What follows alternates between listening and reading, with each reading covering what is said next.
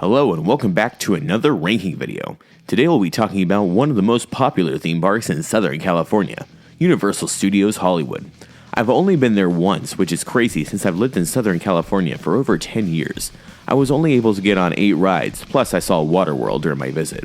Before we start, if you like metal, you should check out my new song, Disrespect, now streaming on all platforms. With that out of the way, here's my ranking of my favorite rides at Universal. Number 8, Despicable Me, Minion Mayhem. I kinda hate that I have to put this at the bottom, but it was a really disappointing ride. The queue line in pre-show really got me hyped up for the ride, but the second I saw the room, I was like, oh, it's one of these kind of simulator rooms with like a big room with a lot of people.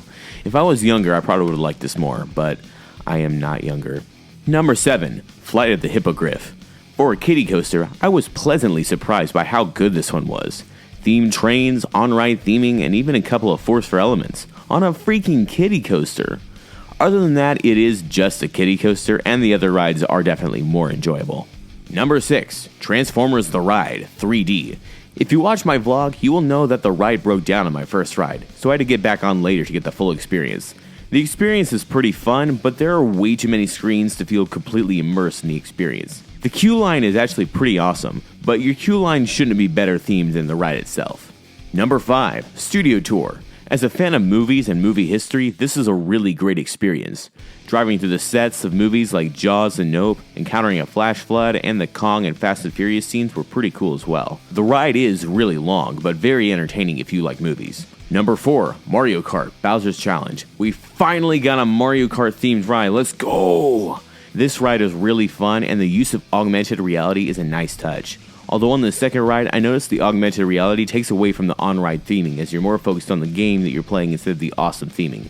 And as a fan of Super Mario, the queue line theming was spectacular. And of course, ending on Rainbow Road was the perfect way to end it. Number 3, Harry Potter and the Forbidden Journey. This ride blew me away. Sure, there were a lot of screens, but the use of animatronics as well as the ride vehicle moving was pretty awesome. I'm not even a Harry Potter fan, I thought this ride was awesome. Sadly, I was only able to get on this once as I was riding other great rides. And did I mention the castle? That is just so freaking awesome. Number 2, Jurassic World The Ride.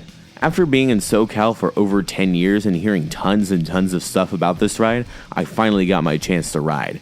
And it was awesome. The Mosasaurus splash at the beginning of the ride was unexpected, the Indominus Rex animatronic was pretty crazy, the Raptors were awesome, and the T-Rex was the absolute best part of the ride.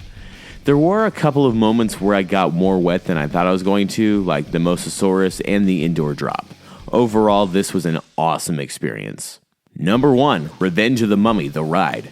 This indoor coaster was so much better than I thought it was going to be. The pre-launch section is super immersive and really well themed, but when that launch hits, it's just crazy. It feels a lot crazier than it actually is. Then you hit the brakes and some of the bugs are crawling at your feet, which was not at all expected. Then there was a backwards launch. That launch wasn't as fast, but it was still great. This was not expected to be my favorite in the park, but it was so awesome. And that's my ranking. If you disagree, please tell me your rankings in the comments. Remember to like and subscribe for more, and I'll see you next time. Bye-bye.